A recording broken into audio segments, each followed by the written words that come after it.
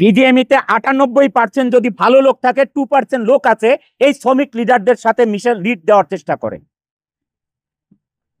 দলাদলি করার চেষ্টা করে। গার্মেন্টস কোনো রাজনীতির বস্তু না, এটা ইন্ডাস্ট্রি, এটা কোনো রাজনীতির খেলার মাঠ না। এখানে আওয়ামী লীগ আসবে, বিএনপি আসবে, ও আসবে, সে আসবে, এটা নিয়ে পলিটিক্স করবে। এটা কোনো রাজনীতির মাঠ না, এটা কর্মসংস্থান, এটা ইন্ডাস্ট্রি। এইটা বাঁচলে দেশ বাঁচবে, এইটা বাঁচলে আপনারা রাজনীতি করতে পারবেন।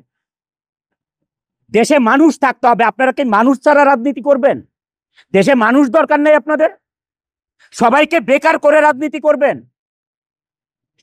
মানে যত বেকার হবে তত আপনাদের পিছনে লাইন ধরে স্লোগান করবে, এটা চান আপনারা? এই দেশের ইন্ডাস্ট্রিগুলো ডে বাই ডে বন্ধ হয়ে যাচ্ছে।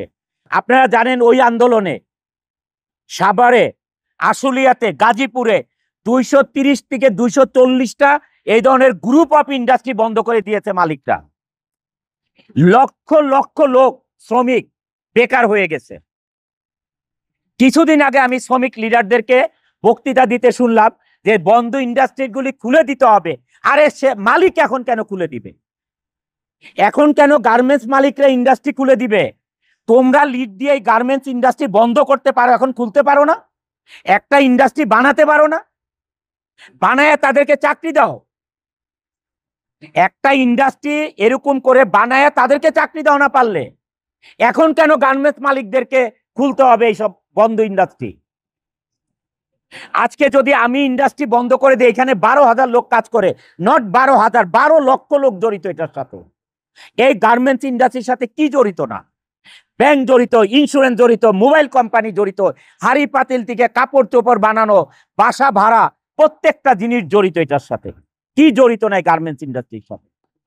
বাংলাদেশে 84% রেমিটেন্স আছে শুধু আরএমজিতে।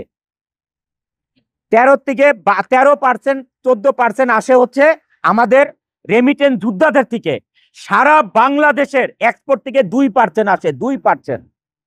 মিডিয়া ভাই ও বোনেরা, আমাদের শ্রমিক ভাই বোনেরা, এই দেশে আপনারা কি করে খাবেন?